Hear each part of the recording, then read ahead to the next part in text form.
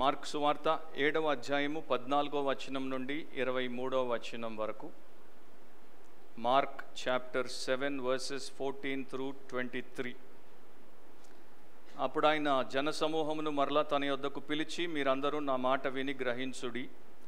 వెలుపల నుండి లోపలికి పోయి మనుష్యుని అపవిత్రునిగా చేయగలుగునది ఏదియూ లేదు గాని, లోపలి నుండి బయలు వెళ్ళునవే మనుష్యుని అపవిత్రునిగా చేయుననెను. ఆయన జనసమూహమును విడిచి ఇంటిలోనికి వచ్చినప్పుడు ఆయన శిష్యులు ఈ ఉపమానమును గూర్చి ఆయనను అడుగగా, ఆయన వారితో ఇట్లనెను, మీరును ఇంత అవివేకులై ఉన్నారా? వెలుపలి నుండి మనుష్యుని లోపలికి పోవునదేదియు వాని అపవిత్రునిగా చెయ్యజాలదని మీరు గ్రహింపకున్నారా? అది వాని హృదయములో ప్రవేశింపక కడుపులోనే ప్రవేశించి బహిర్భూమిలో విడవబడును. ఇట్లు అది భోజన పదార్థములన్నింటినీ పవిత్రపరచును. మనుష్యుని లోపలి నుండి బయలు వెళ్ళున్నది మనుష్యుని అపవిత్రపరచును. లోపలి నుండి అనగా మనుషుల హృదయములో నుండి దురాలోచనలను, జారత్వములను, దొంగతనములను, నరహత్యలను, వ్యభిచారములను, లోభములను, చెడుతనములను, కృత్రిమమును, కామ వికారమును, మత్సరమును, దేవదూషణయు, అహంభావమును, అవివేకమును వచ్చును. ఈ చెడ్డవన్నీయు లోపలి నుండియే బయలు వెళ్ళి మనుష్యుని అపవిత్రపరచునని ఆయన చెప్పెను. పరిశుద్ధుడు అయిన మా దేవా, ఈ ఉదయకాలము సంఘముగా మేము మీ ఎదుట కూడి ఉండగా నీవు సజీవుడిగా మా ఎదుట ఉన్నావు.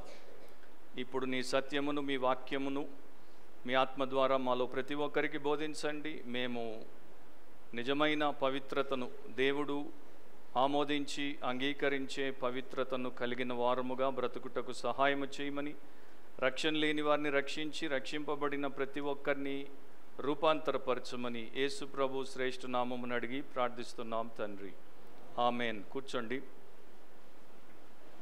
దేవుడి వాక్యాన్ని భయముతో, భక్తితో వినండి, శ్రద్ధతో, ఆసక్తితో వినండి. మీ హృదయం తెరిచి, మీ కన్నులు తెరిచి, మీ బైబిల్ తెరిచి వినండి.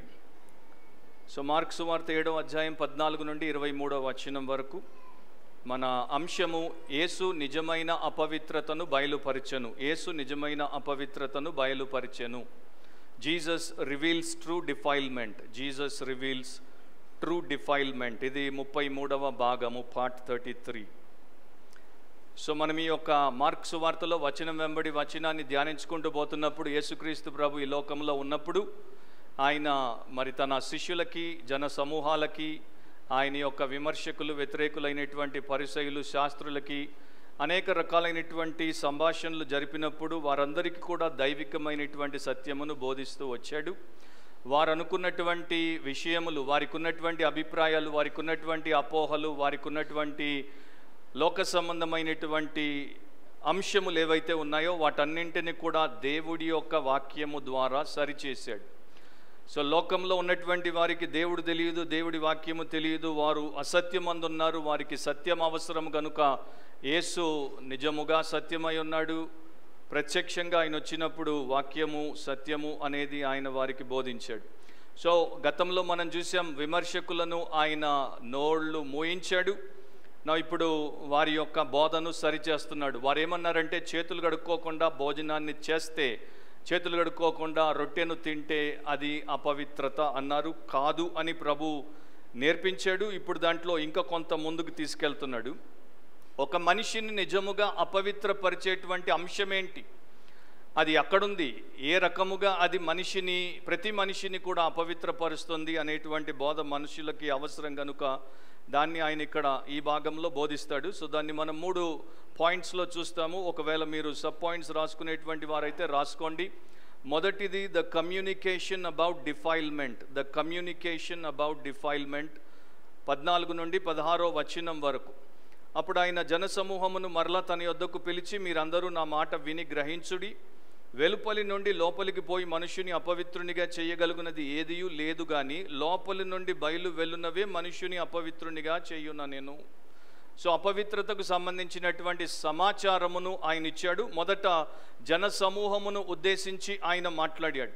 సో యేసుక్రీస్తు ప్రభు ఎక్కడున్నా కూడా మామూలుగా జనము విస్తృతంగా వచ్చేవారు, అది మనకి సువార్తలు చెప్తున్నాయి. సో ఆయన దగ్గర ఉన్నటువంటి జన సమూహములను ఆయన తన దగ్గరికి పిలిచాడు. వారికి వారి యొక్క మైండ్లో ఉన్నటువంటి అంశమును ఆయన సరిచేసే ప్రయత్నం చేస్తున్నాడు. సో అపవిత్రత పవిత్రత అంటే ఏంటి అనే దాని గురించి వారికి బోధ చేస్తున్నాడు. అంతకు మునుపు అక్కడ ఉన్నటువంటి పరిసయ్యులతో శాస్త్రులతో ఆయన మాట్లాడాడు, వారిని సరిచేశాడు, వారిని గద్దించాడు. ఇప్పుడు నేరుగా వీరితో మాట్లాడడానికి వీరిని ఆయన తన యొద్దకు పిలిచాడు. ఎందుకంటే ఇంతకాలము ఈ యొక్క మత బోధకులు మత నాయకుల యొక్క బోధల కింద వారి యొక్క ప్రచారాల కింద బతికినటువంటి జన సమూహాలు వీరి యొక్క బుర్రలను వారి యొక్క బోధలతో నింపేశారు. అవే బోధలు వీరి బ్రతుకులను నిర్దేశిస్తున్నాయి. కనుక వీరి యొక్క బోధ మార్చకపోతే వీరి బ్రతుకు మారదు అని యేసుప్రభువుకి బాగా తెలుసు. అందుకని ఆయన వారిని తన దగ్గరికి పిలిచి వారికి నేర్పించాల్సినటువంటి ఈ పాఠాన్ని నేర్పిస్తున్నాడు. సో వారిదేమో మతానికి సంబంధించినటువంటి సూత్రాలు, ఈయనవేమో మూలమైనటువంటి సత్యాలు, అవి అందరికీ చెప్పడానికి ఆయన అందరినీ పిలిచాడు. సో ఇక్కడ మనం గమనించాల్సింది ఏంటంటే దేవుడి వాక్యంలో రాయబడినటువంటి ప్రతి పదము మనకి ఉపయోగకరము కనుక దాన్ని చదివినప్పుడు ఇది ముఖ్యమైనది, ఇది అంత ముఖ్యమైనది కాదు అని విడిచిపెట్టేటువంటి అలవాటు మనలో ప్రతి ఒక్కరికి ఉంది. కానీ దేవుడి వాక్యం దగ్గరికి వచ్చినప్పుడు ప్రతిదీ కూడా వెండి బంగారముల కన్నా శ్రేష్టమైనది. Every word is much much precious than silver and gold కనుక ఏ పదాన్ని మనం విడిచిపెట్టడానికి వీలు లేదు. సో అక్కడ ప్రభు ఏం చెప్తున్నాడు, అప్పుడు ఆయన జన సమూహమును మరలా తన యొద్దకు పిలిచి, సో జన సమూహం 1000 మంది ఉండి ఉండొచ్చు, వారందరినీ కూడా తన దగ్గరికి పిలిచాడు. ఆయన దగ్గర మైక్ లేదు, యాంప్లిఫైయర్ లేదు, కానీ ప్రతి ఒక్కరూ ఎవ్వరు కూడా వినకుండా తప్పిపోకుండా ఉండునట్లు ప్రతి ఒక్కరికి సత్యం అవసరం కనుక, ప్రతి ఒక్కరికి దేవుడి వాక్యం అవసరం కనుక, ఎందుకంటే ప్రతి మనిషి ఆయన నోట నుండి వచ్చు ప్రతి మాట వలన జీవించాలి కనుక వారందరినీ కూడా తన యొద్దకు పిలిచి వారికి ఆయన చెప్తున్నాడు. సో వారితో ఏమంటున్నాడు, మీరందరూ నా మాట విని గ్రహించుడి. ఇప్పుడు దాకా వీరి మాట విన్నారు, ఇప్పుడు దాకా వారి మాట విన్నారు, ఇప్పుడు దాకా మీ తల్లిదండ్రుల మాట విన్నారు, లేకపోతే మీకు కావలసినటువంటి వారి మాట విన్నారు. అదంతా కూడా వాక్యానుసారము దైవానుసారము కాదు కనుక నా మాట విని గ్రహించుడి. సో ఒక్కరు కూడా మిస్ అవ్వకుండా ప్రతి ఒక్కరిని ఆయన తన మాట వినమని ఆదేశించాడు. అండ్ అది నిజం చెప్పాలంటే ఆయన మాట వినడం వారి యొక్క ధన్యత. అందరికీ యేసుప్రభు యొక్క స్వరాన్ని వినడానికి, అందరికీ యేసుప్రభువును ప్రత్యక్షంగా వినడానికి అవకాశం లేదు. కానీ వీరికి లభించింది కనుక వీరందరినీ వినమని చెప్పినప్పుడు వారు ఆయన వైపు తిరిగారు. ఇక్కడ ఇంకొక విషయం ఏంటంటే, పరిసయ్యులు శాస్త్రులు సద్దుకయ్యులు యేసు వ్యతిరేకులు విమర్శకులు గనుక వారు యేసు మాటలను వినరు, సరిగ్గా వినరు, విధేయత చూపేటట్టు వినరు. కానీ జన సమూహాలు ఇంకా ఆ స్థితికి రాలేదు, అంత దిగజారలేదు కనుక యేసు మాటలు వింటారు, ఆసక్తితో వింటారు, ఆశ్చర్యపోతారు. అంత మాత్రమే కాకుండా దానికి వారిని వారు అంకితం చేసుకోవడానికి అవకాశం ఉంది కనుక వీరిని వినమని చెప్తున్నాడు. సో 2 చెప్పాడు, ఒకటి వినమన్నాడు, రెండవది గ్రహించమన్నాడు. ఈ 2 కూడా మనం ఆల్రెడీ కవర్ చేసాం. మార్కు సువార్తలో చెవులు గలవాడు వినుగాక, మీరేం వింటున్నారో దాన్ని జాగ్రత్తగా మీరు వినండి అని అనేక రకాలుగా ప్రభు అయిన యేసు చెప్పాడు. సో మనము వినడము దాన్ని గ్రహించడము చాలా అవసరం. 1000 మంది సంఘాలకు వెళ్తారు, వింటారు కానీ గ్రహించరు. కొంతమంది అయితే వినకుండానే వెళ్ళిపోతారు. సో వారు వినరు, గ్రహించరు. సో ఇప్పుడు మీకు అర్థమై ఉండాలి ఎందుకు నేను అక్కడి నుండి బయటికి పోకుండా ఇక్కడికి వచ్చినటువంటి ప్రతి మెంబర్ కూడా సండే దేవుడి వాక్యము ప్రకటించబడుతున్నప్పుడు, లేక ఏ సభలోనైనా దేవుడి వాక్యం ప్రకటించబడుతున్నప్పుడు వారు ఏదే కారణము చేత బయటికి పోయి వినకుండా ఎందుకు ఒప్పుకోనో మీకు ఇప్పుడు అర్థం అవ్వాలి. అది యేసు విధానం, అది యేసు మార్గం. సో యేసు సేవకులు ఎవరైనా సరే యేసు యొక్క విధానాన్ని, యేసు మార్గాన్ని గైకొనాలి, అనుసరించాలి. సో వారితో చెప్తున్నాడు, వెలుపలి నుండి లోపలికి పోయి మనుషుని అపవిత్రునిగా చెయ్యగలుగున్నది ఏదీ లేదు, కానీ లోపల నుండి బయలు వెలునవే మనుషుని అపవిత్రునిగా చేయునా నేను. అయితే ఇది ఒక పవర్ఫుల్ ప్రిన్సిపల్. ఈ ప్రిన్సిపల్ ఈ కాంటెక్స్ట్లోనే మనము గ్రహించాలి, దీన్ని ఈ నేపథ్యంలోనే మనము తీసుకోవాలి. అది చాలా ముఖ్యము. ఎందుకంటే ముందు ఆయన దేని గురించి మాట్లాడుతున్నాడో దానికి దీనికి సంబంధము ఉంది. యేసు ప్రభు ఏం చేస్తున్నాడు, ఒక మనిషి ఎట్లా అపవిత్రుడవుతాడు, ఎట్లా పవిత్రపరచబడతాడు అనేటువంటి విషయం గురించి స్పష్టంగా చెప్తున్నాడు. ఈ మతాధికులు ఏమంటున్నారు, నాయకులు, మీరు చేతులు కడుక్కోకుండా భోజనము చేస్తే మీరు అపవిత్రం అవుతున్నారు. అంటే బయట నుండి మీకు లోపలికి అపవిత్రత కలుగుతోంది. యేసు ప్రభు అది కరెక్ట్ కాదు అంటున్నాడు. బయట నుండి మీరు చేతులు కడుక్కోకపోయినా, మీరు స్నానం చేయకపోయినా, మీరు పళ్ళెము కడుక్కోకపోయినా, మీ యొక్క ఆహారం ఎట్లా ఉన్నా కూడా బయట నుండి మీ లోపలికి అపవిత్రత రావట్లేదు. అపవిత్రత అనేది లోపల నుండే బయటికి వస్తుంది. సో ఆహారం అనేది చేతులు కడుక్కొని తింటే మనము పవిత్రపరచబడేటట్టు ఉపయోగపడదు. చేతులు కడుక్కోకుండా తింటే ఆహారం అనేది మనల్ని అపవిత్రులుగా చేయదు. ఎందుకంటే ఆహారము ఏ రూట్లో వస్తుందో, ఏ రూట్లో పోతుందో తర్వాత ఆయన చెప్పాడు. ఆహారానికి మనకున్నటువంటి రూట్ కాజ్ లేకపోతే మనకున్న రూట్ ప్రాబ్లంకి సంబంధమే లేదు, కనుక అది ఎట్టి పరిస్థితుల్లో పరిష్కారం ఇవ్వదు. నా యూదులకి కోషర్ లాస్ ఉంటాయి. అంటే వారు పవిత్రము అపవిత్రము, ఇది తినొచ్చు ఇది తినకూడదు, అది ధర్మశాస్త్రంలో దేవుడే పెట్టాడు. వాటిని చాలా నిష్ఠతో పాటిస్తారు. దాంతోపాటు ఈ యొక్క బయట ఉన్నటువంటి రిచువల్ క్లెన్సింగ్, శుద్ధీకరణ, శుభ్రతలను గురించి కూడా వారు పాటిస్తారు. కనుక వారికి ఇది కొంత మింగుడు పడలేదు. ఎందుకంటే వారికి ధర్మశాస్త్రంలో దేవుడు చెప్పినటువంటి మాటలు చాలా గొప్పవి. అయితే ధర్మశాస్త్రంలో ఉన్న వాటి గురించి మనం తర్వాత చూద్దాం. ఇప్పుడు వీరు నేర్పించినటువంటి సత్యం ఏదైతే ఉందో, చేతులు కడుక్కోకుండా తింటే అపవిత్రులు అయిపోతారని, అది ధర్మశాస్త్రంలో లేదు. లాస్ట్ టైం నేను మీకు చెప్పాను. సో వీరిలో clean hands will not make you a clean person. చేతులు నువ్వు శుభ్రం చేసుకుంటే అవి నిన్ను పవిత్రమైన వ్యక్తిగా చెయ్యవు. Clean heart makes you a clean person. నీ లోపల ఉన్నటువంటి నీ హృదయము పవిత్రమైనదైతే నీవు పవిత్రుడవు, నీవు అపవిత్రుడవైతే అపవిత్రుడవు. అది నీలో ఉంది, నీ హృదయంలో ఉంది. అక్కడ నుండి పవిత్రత అపవిత్రత అనేవి బయలుదేరుతున్నాయి. అది గ్రహించాలి. ఎందుకంటే బయట మనం పాటించేటువంటి ఈ క్లెన్లీనెస్ ఏది కూడా మనల్ని స్పిరిచువల్గా దేవుడికి దగ్గరగా తీసుకొని రాదు. ఈ ఎక్స్టర్నల్ రిలీజన్ ఏది కూడా దేవుడికి దగ్గరగా తీసుకొని రాదు. వారికి ఉన్న సమస్య, పరిసయ్యులకు శాస్త్రులకు ఉన్నటువంటి సమస్య ఏంటంటే వారు ఎప్పుడు చూసినా దేవాలయంలో ఉంటారు, ఎప్పుడు దేవుడి పేరే ఎత్తుతారు, ఎప్పుడు దేవుడి గ్రంథమే బోధిస్తారు. కానీ వారికన్నా పక్క వేషధారులు, వారికన్నా పుచ్చిపోయిన అపవిత్రులు ప్రపంచంలో మరొకరు లేరు. So this point we need to get it right. 2000 years తర్వాత కూడా క్రిస్టియన్ చర్చ్ వరల్డ్ వైడ్గా ఈ పాయింట్ని సరిగ్గా అర్థం చేసుకోవడానికి ఇంకా కష్టపడుతూనే ఉంది, ఇంకా కుస్తీ చేస్తూనే ఉంది. కనుక క్రైస్తవుల్లో అత్యధికులు ఇంకా కూడా ఎక్స్టర్నల్ మ్యాటర్స్కే ఇంపార్టెన్స్ ఇస్తారు. నేను చర్చికి వెళ్ళినప్పుడు చెప్పులు విప్పిపోవాలి, అదే ఆయనకి ముఖ్యము.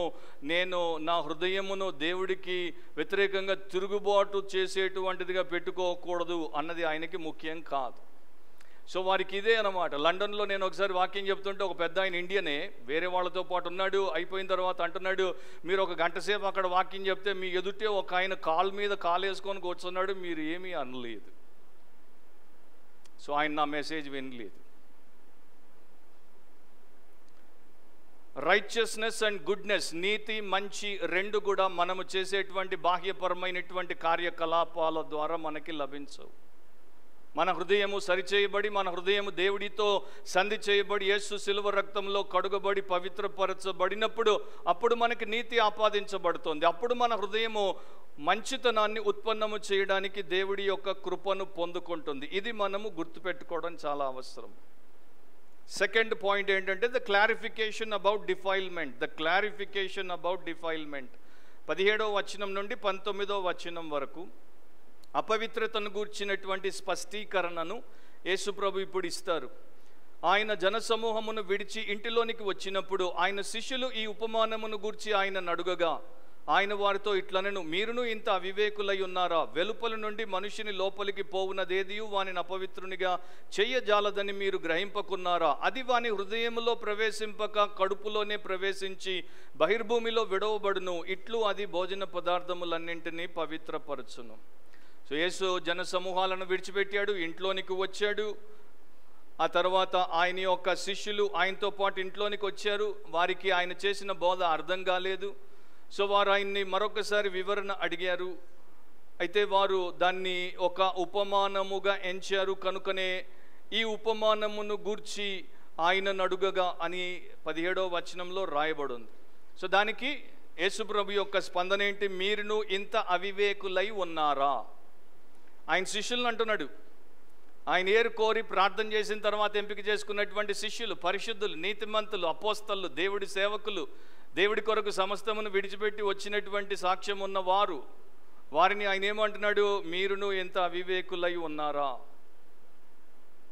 సో మీరింత మూర్ఖంగా ఉన్నారా?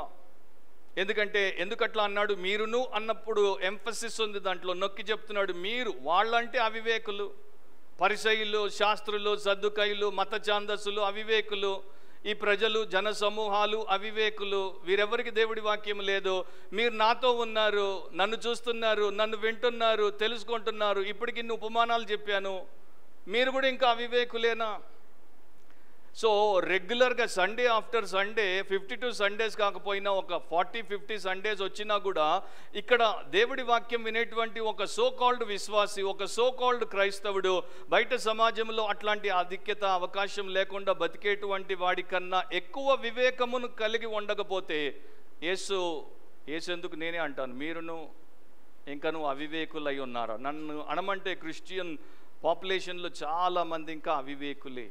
ఎందుకంటే వాక్యము వివేకమునిస్తుంది, వాక్యము వారికి తెలియదు కనుక వారికి వివేకము లేదు. సో శిష్యుల్ని అంటున్నాడు. సో నేను మిమ్మల్ని అంటే మీరేం ఫీల్ అయిపోకండి. ఈ రోజున ప్రాబ్లం ఏముందంటే, మేము పాస్టర్లము యేసు ప్రభుకి ఇంకా నేను చేయలేదు, ఇప్పుడు నాకు వస్తుంది ఆలోచన చేయాలని. ప్రభువా, నేను మరి ఎవరిని కూడా మీ పేరట గద్దించలేను, ఎవరిని నేను కరెక్ట్ చేయలేను, ప్రతిసారి డిసిప్లిన్ చేయాల్సి వచ్చినప్పుడు మీరే వచ్చి నా పక్క నుండి ఆ పని చేసి పోండి, మిగతా అంతా నేను చూసుకుంటాను. ఎందుకంటే అది మరి సరిగా రిజల్ట్లు ఇవ్వట్లేదు, అది మనకు తెలుసు. సో ఇది తెలుసుకుందాం మనం. యేసు శిష్యులు ఎట్లా ఉన్నారు? వారు ఏమీ అనరు యేసు ప్రభువుని. ఆయన అట్లా డైరెక్ట్గా అందరి ముందు అందరినీ అనేసినా కూడా వారు ఏమీ అనరు. వారు నేర్చుకోవడానికి ఆయన దగ్గర ఆయన్ని విడిచిపెట్టకుండా ఉంటారు. అది వారిలో ఉన్నటువంటి ఒక మంచి లక్షణం. తర్వాత వారితో ఏమంటున్నాడు? వెలుపల నుండి మనుషుని లోపలికి పోవునదేది వానిని అపవిత్రునిగా చెయ్యజాలదని మీరు గ్రహింపకున్నారా? సో మీకు ఇంకా అండర్స్టాండ్ అవ్వట్లేదు, మీరు ఇంకా తెలుసుకోవట్లేదు. వీరెందుకు త్వరగా గ్రహింపలేకపోయారు కూడా నేను ఒక మాట మీకు చెప్పాలి. ఎందుకంటే వీరు యూదులు, మోస్ట్లీ వీరందరూ యూదులు గనుక యూదులకి ఉన్నటువంటి ఒక ధర్మశాస్త్ర సంబంధమైనటువంటి సాంప్రదాయం ఏంటంటే వారు చాలా రకాలైనటువంటి శుద్ధీకరణలు చేసేవారు. ఈ ఆహారం పవిత్రం, ఈ ఆహారం అపవిత్రం, క్లీన్ అన్క్లీన్ ఫుడ్, తర్వాత క్లీన్ యానిమల్స్ అన్క్లీన్ యానిమల్స్, అవన్నీ కూడా వారి జీవితంలో చిన్నప్పటి నుండి వారిని పోషించుకుంటూ వచ్చారు కనుక వారికి ఒక్కసారి బయట నుండి లోపలికి పోయేది నిన్ను అపవిత్రపరచదు అంటే అది అర్థం అవ్వట్లేదు. వారి యొక్క మైండ్ దాన్ని యాక్సెప్ట్ చేయట్లేదు. ఎందుకంటే వారు ఇప్పటిదాకా అదే జీవితాన్ని జీవించారు, అదే లోకంలో బ్రతికారు కనుక ఇప్పుడు ఆయన వచ్చి దాన్ని పూర్తిగా తల్లకిందులు చేసేసి దానికి వ్యతిరేకమైనటువంటి సత్యాన్ని బోధిస్తుంటే వారికి అర్థం అవ్వట్లేదు.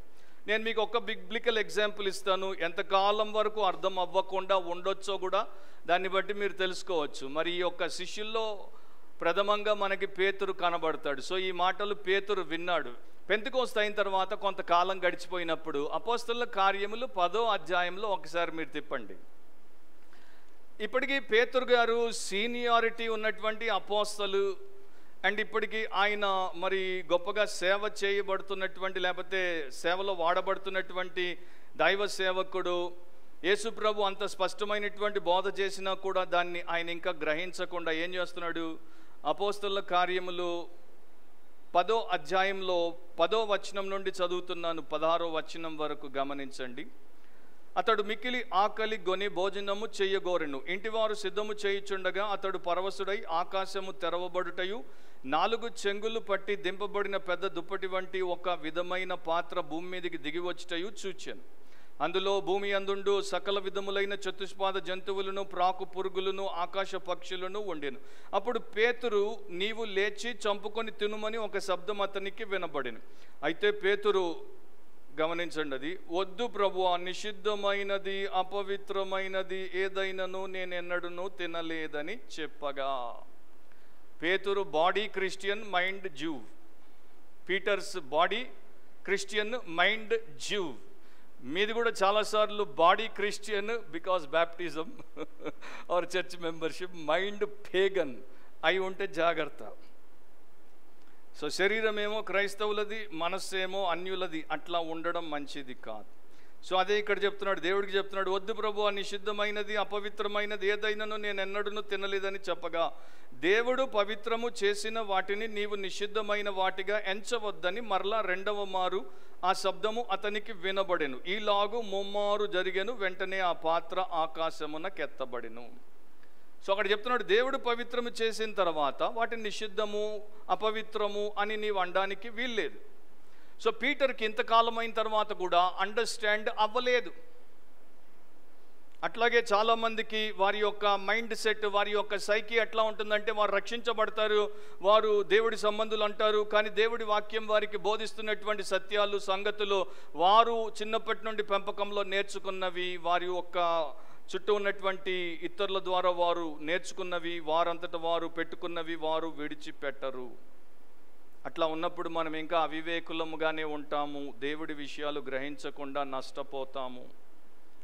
4వ అధ్యాయంలోనే మార్కు సువార్త 13వ వచనంలో గతంలో చూసాం, యేసుప్రభు అన్నాడు, మరియు ఈ ఉపమానం మీకు తెలియలేదా? అలాగైతే ఉపమానములన్నీ మీకేలాగు తెలియననెను. సో ఈ పారబుల్ మీకు అర్థం కాకపోతే మిగతా పారబుల్స్ మీకు ఎట్లా అర్థమవుతాయి? సో బేసికలీ ఈ శిష్యులు ఎట్లా ఉన్నారంటే, వీరు డల్గా ఉన్నారు. సత్యములు, దేవుడి సత్యములు, నిజమైన ఆత్మీయ విషయములు వీరికి అర్థమయ్యే విషయంలో వీరు మాంద్యులుగా ఉన్నారు. డల్. కొంతమంది అంటుంటారు చూడండి, ఆ స్టూడెంట్ డల్ అండి, వాడికి ఎన్ని క్లాసుల్లో నేను చెప్పినా కూడా వాడి బుర్రకి ఎక్కట్లేదు, వాడికి పర్సనల్గా కూర్చొని ట్యూషన్ చెప్పినా వాడికి బుర్రకి ఎక్కట్లేదు.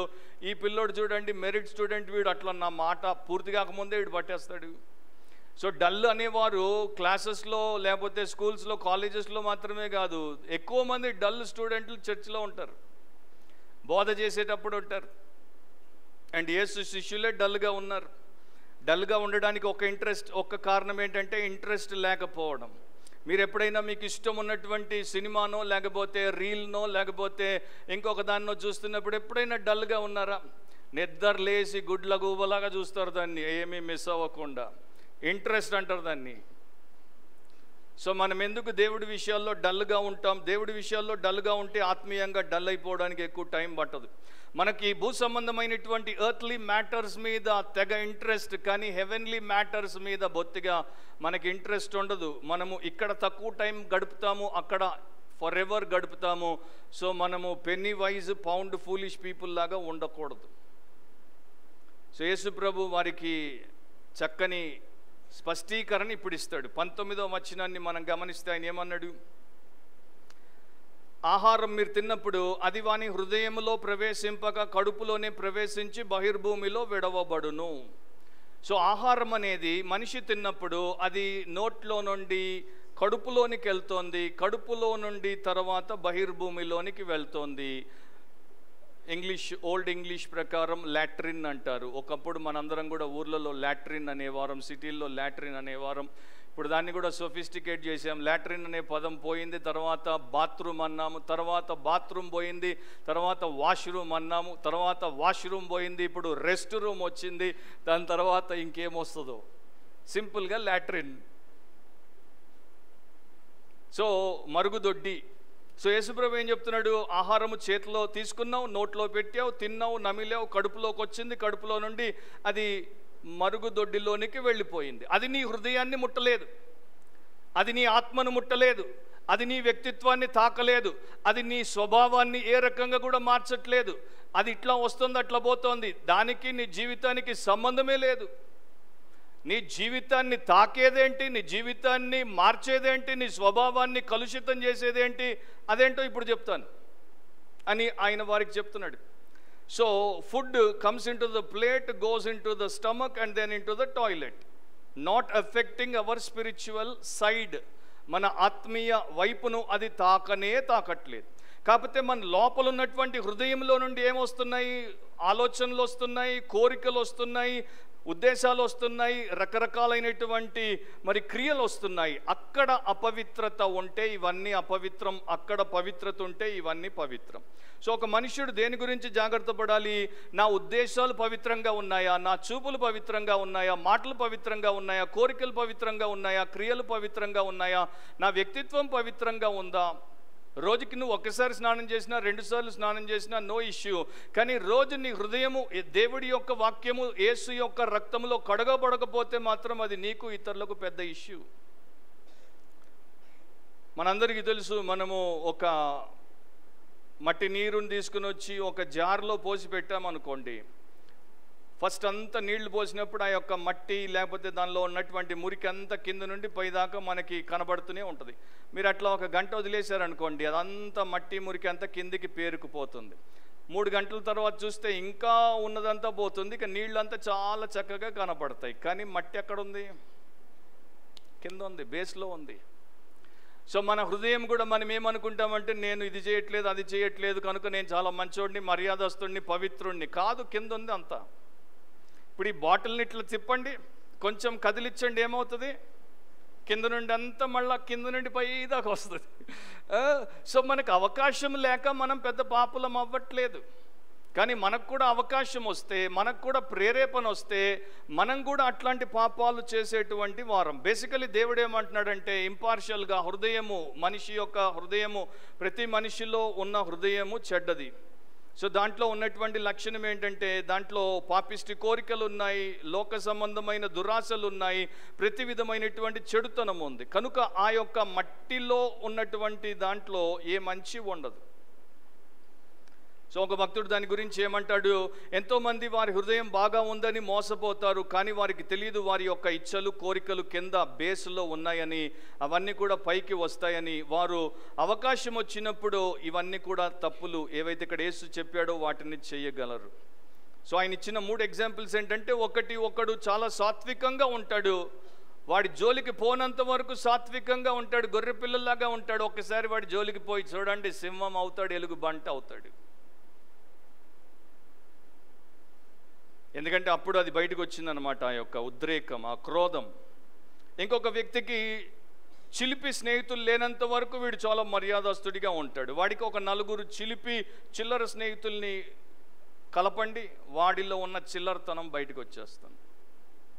కొంతమంది ఇతరులు వారిని గమనిస్తున్నారు కనుక గమనిస్తున్నంతసేపు చాలా జాగ్రత్తగా ప్రవర్తిస్తారు. ఎవరు చూడనప్పుడు వారు అసలు రూపం బయట పెడతారు. End of coat. సో యేసుప్రభు ఏం చెప్తున్నాడు? వీరిది మెటీరియల్ ప్యూరిటీ, పైన భౌతికమైనటువంటి పవిత్రత. నాది మోరల్ ప్యూరిటీ, నాది అంతరంగంలో ఉన్నటువంటి నైతికత, హృదయానికి, ఆత్మకు, వ్యక్తికి, దేహానికి సంబంధించినటువంటి నైతికత. నా ఓల్డ్ టెస్టిమెంట్ని మనం చదివినప్పుడు యూదులకి దేవుడిచ్చినటువంటి ధర్మశాస్త్రంలో అనేక నియమ నిబంధనలు ఇచ్చాడు, లాస్ని ఇచ్చాడు. దాంట్లో ప్యూరిటీ లాస్ అనేవి ఉంటాయి, పవిత్రతకు సంబంధించినటువంటి నియమాలు లేక ఆజ్ఞలు. ఫర్ ఎగ్జాంపుల్, మీరు లేవియా కాండము తర్వాత చదవండి, 7వ అధ్యాయం, 11వ అధ్యాయం, 15వ అధ్యాయం, అవి చదువుకోండి. తర్వాత దాంట్లో ఏమని ఉంటుంది, మనకి ఎట్లాంటి అపవిత్రత వస్తుంది. ఒకవేళ మీరు ఏదైనా అపవిత్రమైన దాన్ని ముడితే మీరు అపవిత్రపరచబడతారు. ఉదాహరణకి, మీరు ఒక శవాన్ని ముడితే మీరు అపవిత్రం అవుతారు. రెండవది, మీకు చర్మ రోగం వస్తే మీరు అపవిత్రం అవుతారు. కుష్టు పొడ వస్తే మీరు అపవిత్రం అవుతారు. సో మీరు అపవిత్రం అవ్వగానే మిమ్మల్ని సమాజం నుండి వేరు చేసేస్తారు, బయట పెట్టేస్తారు. మీరు పవిత్రపరచబడ్డానికి ఒక ప్రక్రియ, దాని తర్వాతే మీరు మరలా లోపలికి వస్తారు. మూడవది ఏంటి? Bodily emissions. మన దేహం నుండి కారేటువంటి స్రవముల ద్వారా కూడా మనం అపవిత్రం అవుతాం. సో ఒకడికి పుండు పడింది, అక్కడ స్రవిస్తోంది, అపవిత్రం. వీర్యస్ఖలనం జరిగింది, అపవిత్రం. స్త్రీకి ఋతుస్రవం జరిగింది, అపవిత్రం. సో ఇక్కడ ఈ విషయాల గురించి యేసుప్రభు మాట్లాడట్లేదు. ప్రైమరీగా ఆయన ఏమంటున్నాడంటే, చేతులు కడుక్కోకుండా మీరు భోజన పదార్థాన్ని తింటే అపవిత్రం అయిపోతారు అనుకుంటున్నారు, కారు అంటున్నాడు. భోజన పదార్థము మిమ్మల్ని అపవిత్రపరచట్లేదు. సో దీన్ని మనము ఆ నేపథ్యంలోనే తీసుకోవడం చాలా అవసరం. మిగతావి అట్లా ఉంటాయి. యూదులకి వారి యొక్క సమయం ప్రకారం దేవుడు పెట్టినవి దాని యొక్క స్థలంలో, అంటే వాటి ప్లేస్లో అవి కరెక్ట్గా అట్లా ఉన్నాయి. కానీ దీని గురించి ఇప్పుడు ఈయన చెప్తున్నప్పుడు ఒక నూతన శకాన్ని తీసుకుని వస్తున్నాడు, ఒక మార్పును చేయబోతున్నాడు కనుక వీరికి నేర్పిస్తున్నాడు అన్నమాట. ఏం చెప్తాడు ఇప్పుడు? పవిత్రము అపవిత్రము అనేటువంటి జంతువులు లేకపోతే ఆహార విషయంలో మీకున్నటువంటి ఒక నిబద్ధత ఏదైతే ఉందో, యేసుప్రభు వచ్చిన తర్వాత దాన్ని ఆయన తొలగిస్తాడు. సో ఇప్పుడు క్రైస్తవులు రొయ్యలు తినొచ్చా? క్రైస్తవులు పంది మాంసం తినొచ్చా? అమెరికాలో పంది మాంసమే ఎక్కువ తింటారు. అమెరికాలో అదే ఎక్కువ తింటారు, పోర్క్ రిబ్స్. ఎందుకంటే దేవుడు దాన్ని మన క్రైస్తవ జీవితానికి లేకపోతే క్రీస్తునందున్నటువంటి వారికి మార్చేశాడు. మీరు ఒకసారి తిప్పి చూస్తే 1 తిమోతి 4వ అధ్యాయంలో 3-4 వచనాలు గమనించండి. 3లో కావలసిన భాగం, విశ్వాసులు కృతజ్ఞతాస్తుతులు చెల్లించి పుచ్చుకొని నిమిత్తం దేవుడు సృజించిన ఆహార వస్తువులను కొన్నింటిని తినుట మానవలనని చెప్పుచుందురు. ఇప్పుడు వినండి, దేవుడు సృజించిన ప్రతి వస్తువును మంచిది, కృతజ్ఞతాస్తుతులు చెల్లించి పుచ్చుకొని ఎడల ఏదియు నిషేధింపదగినది కాదు. ఏలయనగా 5వ వచనం కూడా, అది దేవుని వాక్యం వలనను ప్రార్థన వలనను పవిత్రపరచబడుచున్నది. కానీ ఇప్పటికి కూడా మీరు చూస్తారు, సెవెంత్ డే అడ్వెంటిస్టులు వారు ఈ యొక్క ఫుడ్ లాస్ని ఇంకా పాటిస్తారు. పంది మాంసం తినొద్దు అంటారు. ఇప్పటికీ ఏమేమి తినొద్దో ఏమేమి తినొచ్చో వారు చెప్తూ ఉంటారు. ఇంకా దానికన్నా ముందు దేవుడు చెప్పినవి ఉన్నాయి. అవి ఎవరికి ఎంతవరకు ఏ రకంగా వాడబడాలో ఆ రకంగా వాడబడాలి. తర్వాత యేసు వచ్చిన తర్వాత వాటిని ఆయన ఇక పరిపూర్ణం చేస్తాడు, వాటిని ఫుల్ఫిల్ చేస్తాడు. దాని తర్వాత నుండి వచ్చే యేసు విశ్వాసులకి ఇవి వర్తించవు. మత్తయి కూడా దీని గురించి రాశాడు, క్లుప్తంగా రాస్తాడు. మత్తయి సువార్త 15వ అధ్యాయంలో దాంట్లో 11వ వచనంలో ఏమంటున్నాడో వినండి. నోట పడునది మనుష్యుని అపవిత్రపరచదు గాని నోట నుండి వచ్చునదియే మనుష్యుని అపవిత్రపరచునని వారితో చెప్పెను. మీరు ఆలోచించండి, నోట్లో పడేదేంటి, నోట్లోంచి వచ్చేదేంటి? నోట్లో పడేది బయటవన్నీ, మీరు ఏవేవి నోట్లో పెట్టుకుంటే అవన్నీ. కానీ నోట్లో నుండి వచ్చేదేంటి?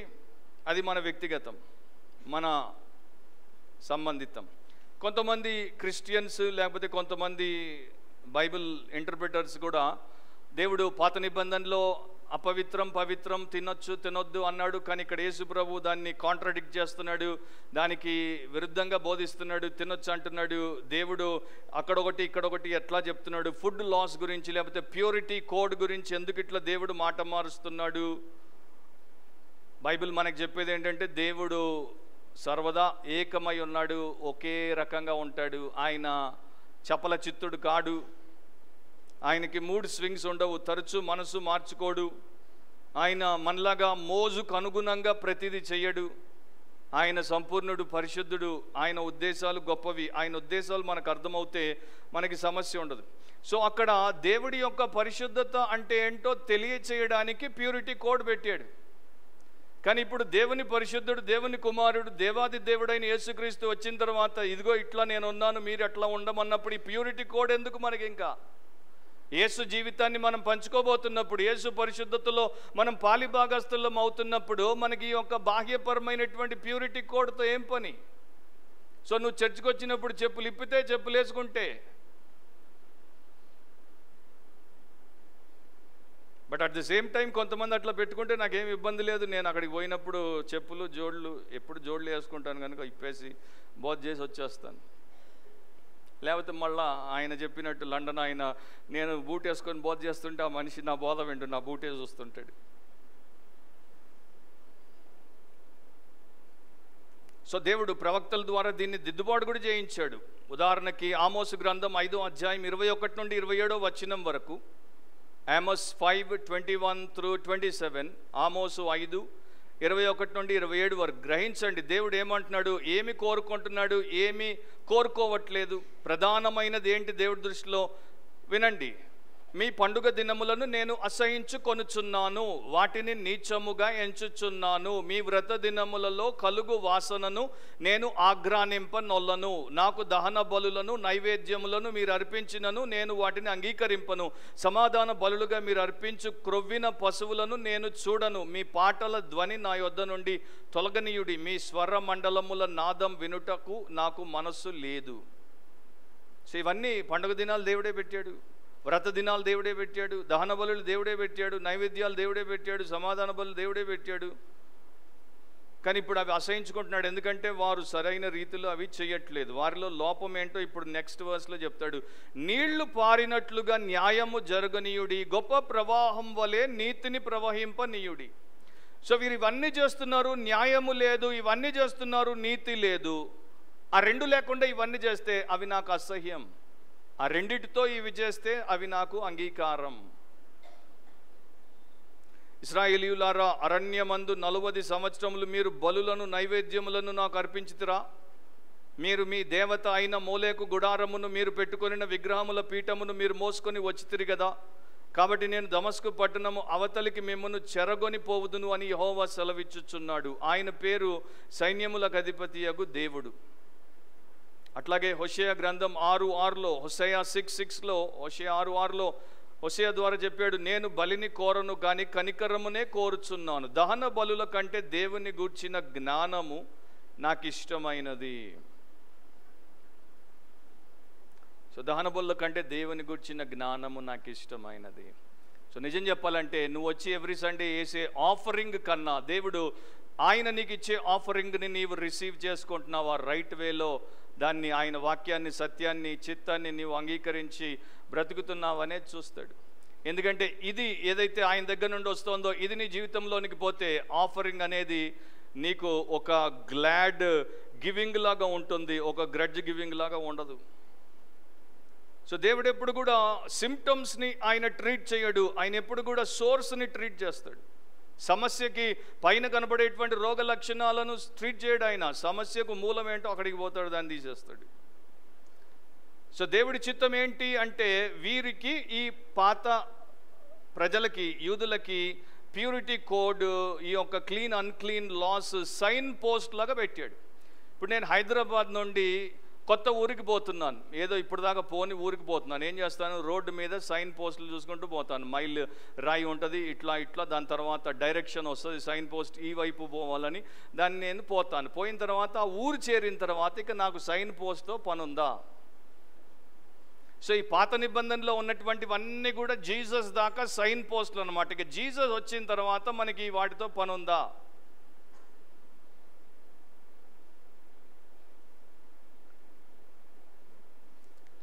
పంతొమ్మిదో వచనం అనువాదంలో కొంత లోపం ఉందని కొంతమంది మంచి ఎక్సిజీట్స్ భావిస్తారు. ఎందుకంటే కొన్నిట్లో అది ఎట్లా ఉందంటే క్లెన్సింగ్ ఆల్ ఫుడ్స్, తెలుగులో కూడా అట్లాగే ఉంది.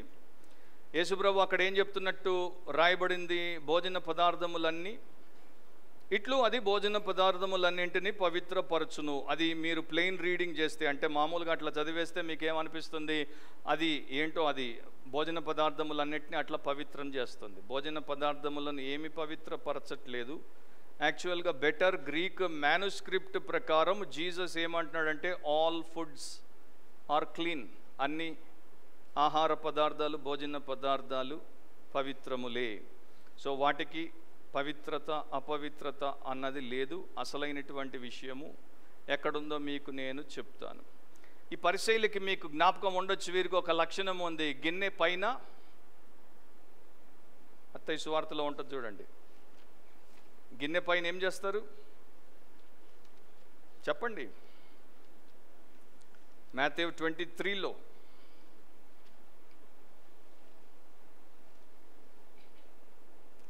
ఇరవై 25, అయ్యో వేషధారులైన శాస్త్రులారా, పరిసయ్యులారా, మీరు గిన్నెయు పల్లెమును వెలుపట శుద్ధి చేయుదురు గాని అవి లోపల దోపుతోనూ అజితేంద్రియత్వముతోనూ నిండి ఉన్నవి. గుడ్డి పరిసయుడా, గిన్నెయు పల్లెమును వెలుపల శుద్ధి అగునట్టుగా ముందు వాటి లోపల శుద్ధి చేయము. సో వీరి యొక్క ఫిలాసఫీ, వీరి యొక్క రిలీజన్, వీరి యొక్క స్పిరిచువాలిటీ ఏంటంటే పైన బటారం లోన లోటారు. వాళ్ళకి మనకి పెద్ద తేడా ఏం లేదు. వారు పరిసయ్యులు, మనము న్యూ టెస్టమెంట్ ఫారసీలు, వాళ్ళు ఓల్డ్ టెస్టమెంట్ ఫారసీలు. ఫారసీ బిఫోర్ క్రైస్ట్, ఫారసీ ఆఫ్టర్ క్రైస్ట్.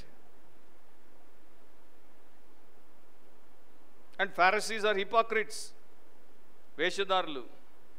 మూడవది the corruption of defilement, the corruption of defilement, అపవిత్రతకు సంబంధించిన అవినీతి, లేకపోతే అపవిత్రత యొక్క అవినీతి.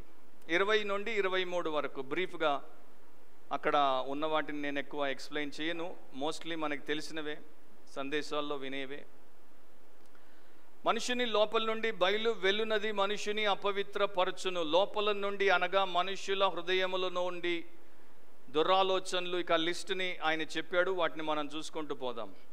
సో ఇప్పుడు ఆయన టీచింగ్ మీద ఇంకా ఆయన వెలుగును వేస్తున్నాడు. ఆయన ఇంకా దాన్ని స్పష్టంగా విడమర్చి వివరంగా ఈ శిష్యులకి అర్థమయ్యేటట్టు అదేంటో వారికి తెలియజేస్తున్నాడు. ఎందుకంటే తర్వాత వీరే కదా పోయి ప్రపంచమంతటికి సువార్త ప్రకటించాలి, యేసుక్రీస్తు యొక్క ఈ బోధను వీరే ప్రచారము చేయాలి, కనుక వీరికి మంచిగా దాన్ని చెప్తున్నాడు. సో మొదటి పాయింట్ ఏంటంటే సోర్స్ ఆఫ్ డిఫైల్మెంట్ ఏంటది? మనుషుని లోపల నుండి బయలు వెళ్ళున్నది మనుషుని అపవిత్రపరచును.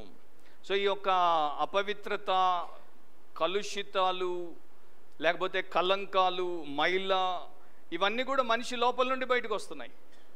వాడి యొక్క స్వభావములో నుండి వస్తున్నాయి, వాడి యొక్క ఆత్మలో నుండి వస్తున్నాయి, వాడి యొక్క కోర్ నుండి అంటే వాడి యొక్క మూల కేంద్రములో నుండి బయటకు వస్తున్నాయి.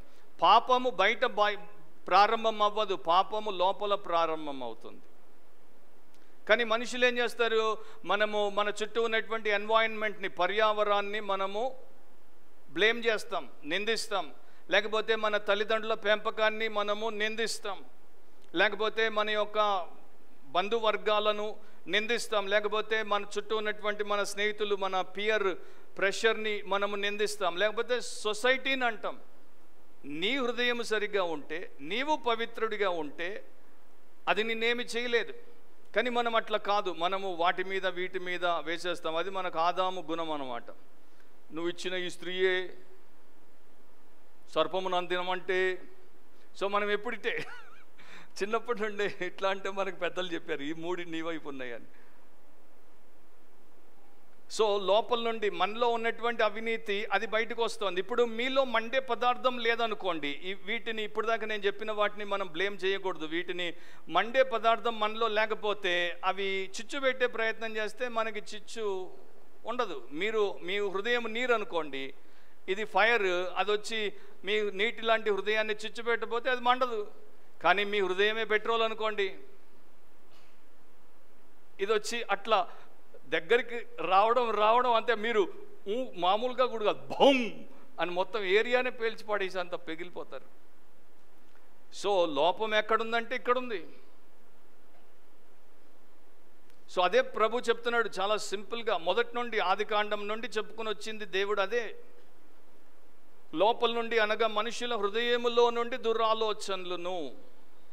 సో మనిషి యొక్క హృదయము అపవిత్రతలను, మురికిని, మోసాన్ని, తర్వాత చెడుతనాన్ని, సమస్త విధములైనటువంటి కీడులను అదే కల్పిస్తుంది. So the internal heart determines the external conduct. లోపల ఉన్న హృదయమే బయట మనము చేసేటువంటి ప్రవర్తన విషయములను నిర్ధారిస్తోంది. ఒక మనిషి ఎందుకు అట్లా ఉన్నాడు అంటే అతని హృదయం అట్లాంటిది కనుక. ఒకడు పవిత్రంగా బ్రతుకుతున్నాడు ఎందుకంటే లోపల పవిత్ర హృదయం ఉంది. ఒకడు పాపిగా బ్రతుకుతున్నాడు ఎందుకంటే లోపల పాపి హృదయం ఉంది. ఒకడు ధారాళముగా ఇస్తాడు, లోపల అట్లాంటి హృదయం ఉంది. ఒకడు పిసిని కొట్టి లోపల అట్లాంటి హృదయం ఉంది. సో హార్ట్ అనమాట డిసైడ్ చేసేది. మనం వీళ్ళని వాళ్ళని బ్లేమ్ చేయకూడదు. అండ్ వీళ్ళ హార్ట్ ఎక్కడుంది? దేవుడు గత పాఠంలో మనకి చెప్పాడు, నేను మీకు చెప్పాను. వీరితో యేసుప్రభు మాట్లాడినప్పుడు ఏమన్నాడు? యెషయాది ప్రవచనాన్ని గుర్తు చేసి ఏమన్నాడు? వీరి హృదయము ఎక్కడుందంట? వారి హృదయం నాకు దూరంగా ఉంది. సో వీరి హృదయం దేవుడికి దూరంగా ఉంది. దేవుడికి దూరంగా ఉన్నటువంటి హృదయాలన్నీ కూడా అవినీతి హృదయాలే. దేవుడికి దూరంగా ఉన్నటువంటి హృదయాలన్నీ కూడా పాపిష్టి హృదయాలే. సో ఆ హృదయంలో ప్రతి విధమైనటువంటి పర్వర్సిటీ ఉంటుంది, ప్రతి విధమైనటువంటి కార్నాలిటీ ఉంటుంది, లేకపోతే డిప్రావిటీ ఉంటుంది. హార్ట్ అనేది ఒక ఫ్యాక్టరీ అన్నమాట, పాపపు ఫ్యాక్టరీ ఆఫ్ సిన్, లేకపోతే ఫార్మ్ ఆఫ్ సిన్, పాపమును పండించేటువంటి పొలం. అది ప్రొడక్షన్ సెంటర్. అది ప్రతి విధమైనటువంటి చెడు దాంట్లోనే ప్రొడ్యూస్ అవుతుంది. సో గ్రీకులో యేసుప్రభు చెప్పినటువంటి మాటలు ఇవి, స్వయంగా ఆయన నోటి నుండి వచ్చినటువంటి సత్యాలు ఇవి, కరుకు సత్యాలు ఇవి. ఈ రోజుల్లో చాలామంది బోధకులు ఇట్లాంటివి చెప్పడానికి కూడా భయపడుతున్నారు. కానీ యేసు బోధకులైతే యేసు చెప్పిన పలుకులు తప్పకుండా చెప్పాలి, గట్టిగా చెప్పాలి. సో ఆయన స్టార్టింగ్లో ఏం పెట్టాడు? దురాలోచనలతో ప్రారంభించాడు, తర్వాత డజన్ చెప్పాడు. డజన్ ఉంటాయి దురాలోచనల, తర్వాత డజన్ ఉంటాయి మరి ఆ యొక్క క్రియలు. మీరు జాగ్రత్తగా గమనిస్తే ఈవిల్ థాట్స్ని ఎందుకు పైన పెట్టాడు, దురాలోచనలు ఎందుకు పైకి పెట్టాడు? ఎందుకంటే ప్రతి చెడు కార్యమునకో క్రియకో దురాలోచనే మూలము, అదే తల్లి. Thought is the mother and deed is the daughter. And మీరు చూస్తే ఇక్కడ 6 టర్మ్స్ 6 పదాలు ప్లూరల్లో ఉన్నాయి, బహువచనంలో ఉన్నాయి, 6 పదాలు సింగులర్లో ఉన్నాయి. ఉదాహరణకి జారత్వములును అది ప్లూరల్లో ఉంది, కృత్రిమమును అది సింగులర్లో ఉంది. సో 6 బహుళ వచనంలో ఉన్నవి ఏమిటి అంటే అవి క్రియలు అన్నమాట, చెడు క్రియలు. 6 మరి ఏకవచనంలో ఉన్నవి ఏంటి అంటే అవి వైఖరులు, యాటిట్యూడ్స్ అవి. సో దీన్ని యేసుప్రభు చెప్పాడు, ఇక నిన్ను పవిత్రము అపవిత్రము చేసేవి ఏంటో చూసుకో. అండ్ దీన్ని ఇంకా 2గా మనం చేయాలంటే faults of temper, faults of sensuality. మన టెంపర్కి అంటే మన లోపల ఉన్నటువంటి మన యొక్క టెంపరమెంట్ అంటాం కదా, ఆ మనిషి నెమ్మదస్తుడు, ఆ మనిషి కోపస్తుడు, తొందరపడతాడు. సో మన టెంపర్మెంట్ ఏంటో దానికి సంబంధించినవి, లేకపోతే మనలో ఉన్నటువంటి ఇంద్రియ ఉద్రేకాలకు సంబంధించినవి, సెన్షువాలిటీకి సంబంధించిన పాపములు అని చెప్పాడు. ప్రపంచమంతా ఫ్రమ్ ద బిగినింగ్ ఇప్పటిదాకా ఇవే పాపాలు, సేమ్ పాపాలు, ప్రతి తరం చేసేది అదే. కాకపోతే కొంత ఎక్కువ మోతాదు, కొంత తక్కువ మోతాదు, కొంత విచ్చలవిడిగా, కొంత దాపరికంతో. సో ఈవిల్ థాట్స్, దురాలోచనలు, చెడు ఆలోచనలు అని దాని యొక్క అర్థం. సింపుల్గా ఆయన ఏమంటున్నాడంటే ప్రతి మొక్కకి ఒక బీజం ఉంటుంది. సో ప్రతి పాపానికి ఒక మూలం ఉంటుంది. ఆ మూలము నీలో నుండి పుట్టుకుని వచ్చేటువంటి చెడు తలంపు. అండ్ తలంపులు ఎట్లా వస్తాయి? సైలెంట్గా వస్తాయి, నిశ్శబ్దంగా వస్తాయి, స్విఫ్ట్గా వస్తాయి, వేగంగా వస్తాయి, అండ్ సటిల్గా వస్తాయి, అంటే చాలా కుటిలంగా వస్తాయి. అక్కడ నీవు మరి మంచి పని చేయడానికే కూర్చున్నావు, అప్పటిదాకా నీ మైండ్ మంచిగా ప్రశాంతంగా నీకు పవిత్రంగా అనిపిస్తుంది. కానీ సడన్గా ఒక అతి హేయమైన పాపిష్టి తలంపు వస్తుంది. బైబిల్ చదువుతున్నాడు ఆయన, సడన్గా వచ్చింది ఒక పాపిష్టి తలంపు, బైబిల్ మూసేసి బూతు తెరిచాడు. సో అది ఈ క్రియ నుండి ఆ క్రియకి పోవడానికి గల కారణం ఏంటి? దురాలోచన. సో దాన్ని మనం ఆ గ్రీకు పదాన్ని అనువదిస్తే ఇంగ్లీష్లో ఈవిల్ డిజైన్ అంటే చెడు రూపమును ఇవ్వడము, ఈవిల్ రీజనింగ్, చెడుగా మనం ఆలోచించి దాన్ని సమర్థించుకోవడానికి కావాల్సినటువంటి సామాగ్రిని మనము పెట్టుకోవడం. మనం అందరం జస్టిఫై చేసుకుంటాం ఈ చెడు క్రియ, దీని వెనక చెడు తలంపు, దీని వెనక మనకి చెడు సమర్థింపు ఉంటుంది. అట్లా ఉండకూడదు. సో మన ఆలోచన విధానమే మన జీవిత విధానం అనేది మర్చిపోకండి. What you are is in you, what you think. నీవేం ఆలోచిస్తావు అదే. కొంతమంది బహిరంగంగా పాపాలు చేయరు, కానీ ఆలోచనల్లో పాపాలు చేస్తారు. కొంతమంది అవకాశము ఉండదు కనుక, లేకపోతే దొరికిపోతామని చెప్పి బయట బహిరంగంగా పాపము చేయరు, ఆ పాపాలన్నీ తలంపుల్లో చేస్తారు. యేసుప్రభు దాని గురించి కూడా మత్తయి సువార్త 5లో చెప్పేశాడు. డాక్టర్ జాన్ ఓవెన్ అనేటువంటి ప్యూరిటన్ ఇట్లా రాశాడు, ఆత్మీయ విషయాలకు సంబంధించినటువంటి తలంపులు మనకి తక్కువగా వస్తాయి. అవి ఎట్లా ఉంటాయంటే ఒక పూట కుల్లమ్మ ఇంటిలోకి వచ్చి కొంతసేపు బస చేసిపోయే అతిథుల్లాగా. కానీ చెడు తలంపులు మనకి ఎక్కువగా వస్తాయి. అవి ఎట్లా ఉంటాయంటే మన సొంత ఇంట్లో ఉన్న మన పిల్లల్లాగా. చెడు తలంపులు మన ఇంట్లో ఉన్న మన పిల్లలు. ఆత్మీయ తలంపులు ఎప్పుడో వచ్చిపోయేటువంటి 1-2 డేస్ ఉండిపోయేటువంటి అతిథులు. ఈసోప్ కథ చాలా ఉంటాయి, నాకు చిన్నప్పుడు చాలా ఇష్టం ఈసోప్ కథలు. సో ఒకరోజు ఈసోప్ని అతని యొక్క యజమాని అడిగాడంట, నీ తోట అంతా ఎందుకు ఇట్లాంటి కలుపు మొక్కలతో నిండిపోయింది, ఎందుకని ఇక్కడ మూలికలు హెర్బ్స్ లేవు, అన్ని కలుపు మొక్కలే అంటే ఈసోప్ చాలా సింపుల్గా చెప్పాడంట, ఈ నేల చూడండి, ఇది కలుపు మొక్కలకు తల్లి, మూలికలకు ఇది సవతి తల్లి. You got the point? అంటే బై నేచర్ ఏంటి మనం? చెడ్డవారం. బై నేచర్ మనకు వచ్చేదేంటి? చెడు తలంపులు. బై నేచర్ మనం చేసేదేంటి? చెడు కార్యాలు. సో శుద్ధపూస ఫేస్ పెట్టకండి. We are all evil at the core. అది మనం గ్రహించి యేసును మనం సహాయం చేయమని అడిగితే ఆయన మన పాపం క్షమిస్తాడు, ఆయన రక్తంలో మనల్ని కడిగి క్రొత్త సృష్టిగా మారుస్తాడు, నూతన హృదయం ఇస్తాడు. సో మన హృదయము చెడుకు తల్లిలాగా చాలా ఈజీగా చెడును పుట్టిస్తుంటుంది. ఆ చెడును ప్రేమిస్తుంది, చెడును పోషిస్తుంది. కానీ సేమ్ ఒక సవతి తల్లి తన బిడ్డల్ని, అంటే తన కాని బిడ్డల్ని, తన భర్త వల్ల వచ్చిన బిడ్డల్ని ఎట్లా మరి దుర్మార్గంగా చూస్తుందో అట్లాగే మన హృదయం కూడా మంచిని దుర్మార్గంగా చూస్తుంది. జాగ్రత్తగా విని దాన్ని మనము మన వ్యక్తిగత జీవితానికి అన్వయించుకుందాం. ఇక యేసుప్రభు చెప్పినటువంటి ఆ డజన్ ఏంటో చూసుకుంటూ పోదాం ఒక్కొక్క మాట. మొదటిది ఫార్నికేషన్స్, జారత్వములను. జారత్వము అంటే కాముకత్వానికి సంబంధించినటువంటి అపవిత్రత, దేవుడు ఆమోదించినటువంటి కామ సంబంధమైనటువంటి క్రియలో పాల్గొనుట. ముఖ్యంగా ఇద్దరు అవివాహితులైనటువంటి వ్యక్తులు మరి సెక్స్లో పాల్గొనుట. అది ఏ రకమైనటువంటిది అయినా అవ్వచ్చు. Man to man, woman to woman, woman and man, both are not married. ఇద్దరికి వివాహం అవ్వలేదు, వారిద్దరు భార్యాభర్తలు కారు. వారిని దేవుడు ఆ ప్రకారం ఉండడానికి ఆమోదించలేదు, అంగీకరించడు. వారు ఆ పని చేస్తే అది ఫార్నికేషన్. దాంట్లో అడల్టరీ కూడా ఉండొచ్చు. రెండవది దొంగతనములను, థెఫ్ట్స్ అని అన్నాడు. దొంగతనం అంటే ఏంటి? మనది కానిది మనము తీసేసుకోవడం. డైరెక్ట్గా తీసుకుంటే దోపిడీ అంటారు, ఇండైరెక్ట్గా తీసుకుంటే దొంగతనం అంటారు. అర్థమైందా? బ్యాంకు మీద మీరు పడితే దోపిడీ, జ్యువెలరీ షాప్ మీద మీరు పడితే ఇట్లా తుపాకులు పెట్టి కత్తులు పెట్టి ఇట్లా బహిరంగంగా మీరు అందరు చూస్తున్నప్పుడు దోపిడీ చేస్తే దాన్ని దోపిడీ అంటారు. అందరికీ తెలుస్తూ మీరు దోపిడీ చేస్తున్నారు. కానీ దొంగతనం, పిక్ పాకెట్, మీరు బస్సు ఎక్కారు, మీ పర్స్ నిండా ఉంది, ఎవడో మీకు తెలియకుండా అట్లా తీసేసాడు, మీరు దిగిన తర్వాత తెలిసింది మీకు పోయిందని. సో అది దొంగతనం అన్నమాట. సో బైబిల్లో రెండు ఉన్నారు. ఒక ఆయన బరబ్బా, ఆయనేమో దోపిడిగాడు. యోహాను సువార్త 18వ అధ్యాయం 40 ప్రకారం బరబ్బా దోపిడిగాడు. కానీ యేసుక్రీస్తు యొక్క అపోస్తలుల్లో ఒక దొంగ ఉన్నాడు, ఆయన పేరు ఇస్కరియోతు యూదా. సో ఇక్కడ వాడబడింది ఇస్కరియోతు యూదాను సూచించేటువంటి పదం. సో మనం ఎట్లాంటి దొంగలమో దేవుడు మనకి చూపునుగాక. మూడవది నరహత్యలు. ఇంకొకరి జీవితం వారికి మనం ఇవ్వలేదు, వారిని ఆ జీవితానికి మనం దూరం చేయకూడదు, వారి ప్రాణాన్ని మనం తీయకూడదు. ఏ రకంగా కూడా, ఏ కారణం చేత కూడా మనము ఒకరి ప్రాణము తీయకూడదు.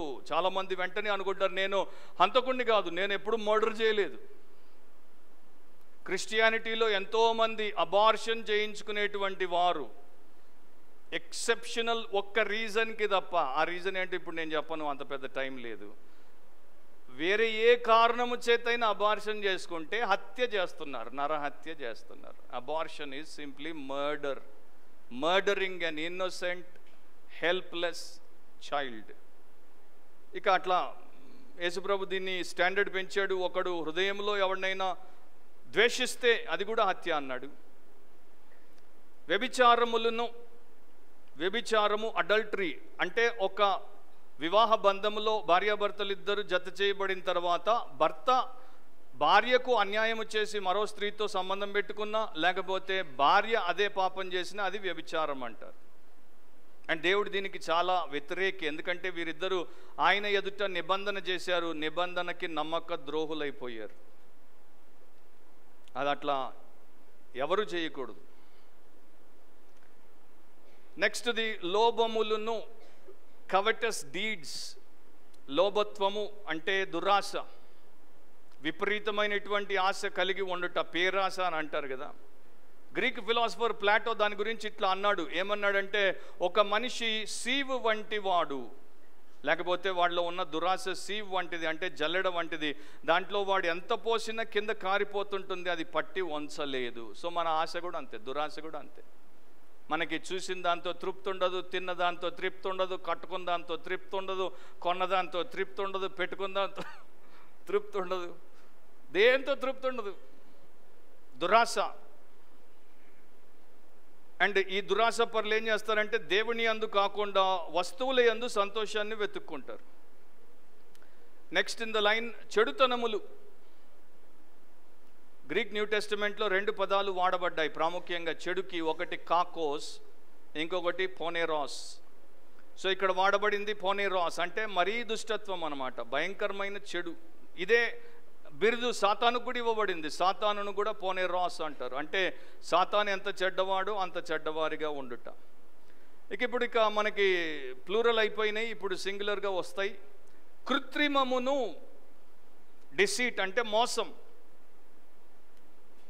నిజాయితీ లేకపోవడం, కుట్ర పన్నడం, లేకపోతే ఎర్రవేయడం.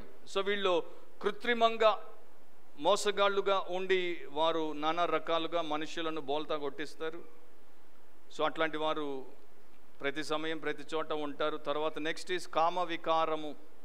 ఇక కామ వికారం అంటే ఇక సెక్షువల్ లెసెన్షియస్నెస్ అంటారంటే కామము విషయంలో కట్టలు తెంచుకొని పోవడం, కన్ను మిన్ను గారకుండా అంటారు చూడండి, వావి వరుసలు లేకుండా అంటారు చూడండి.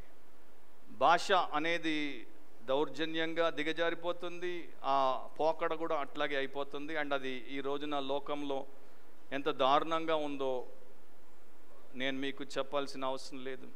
ఆడ అని మొగ అని తేడా లేదు, పెద్ద అని పిల్ల అని తేడా లేదు. వికృత చేష్టలు మనుషులు చేస్తున్నారు. అపోస్తులైన పౌలు 2 కొరింథీ 12:21 ఇట్లా రాస్తాడు కొరింథీయులకు, నేను మరలా వచ్చినప్పుడు నా దేవుడు మీ మధ్య నన్ను చిన్నబుచ్చునేమో అనియు, మునుపు పాపము చేసి తాము జరిగించిన అపవిత్రత, జారత్వము, పోకిరి చేష్టల నిమిత్తం మారు మనసు పొందని అనేకులను గూర్చి దుఃఖపడవలసి వచ్చునేమో అనియు భయపడుచున్నాను. పాతకాలంలో పెద్దలు అనేవారు, వాడు కుక్కలాగా బతుకుతున్నాడు, వాడు మేకలాగా బతుకుతున్నాడు అని విచ్చలవిడిగా ఉండేటువంటి వాడిని. సో వీళ్ళకి డిసిప్లిన్ అంటే, క్రమశిక్షణ అంటే బొత్తిగా వ్యతిరేకత, దానికి వీరు శత్రువులు. నెక్స్ట్ మత్సరము అనేది మీరు తెలుగులో చూస్తే చెడ్డ కండ్లు అని ఉంది. 3 మూల భాషలో చెడ్డ కండ్లు అంటే వీరికి చెడ్డ కండ్లు అనమాట. ఓర్వలేరు అంటారు చూడండి, ఓర్వలేరు, ఎన్వియస్ పీపుల్. ఆ మంచి బట్ట కట్టుకుంటే దీనికి సలసల, ఓర్వలేదు. ఆ పెళ్ళికి వచ్చారు, అక్కడ కొత్తగా పెళ్లి చేసుకున్న వాళ్ళని చూడరు, ఈమె చీర కట్టుకొచ్చింది, ఆమె చీర కట్టుకొచ్చింది, ఎంత పట్టు, కంచె, బెనారస్సా. ఓర్వలేని వాళ్ళు, మంచోళ్ళు, ఇంకా మంచిగా అవుతే బాగుండు అని అనుకోని వారు. సో వీరి కన్ను ఎప్పుడు కుడుతుంది, వీరి కన్ను ఎప్పుడు చెడు, వీరి కన్ను ఎవరి మీద పడుతుందో వారు నాశనం అనేవారు ఒకప్పుడు సినిమాల్లో. అది నిజం కాదు.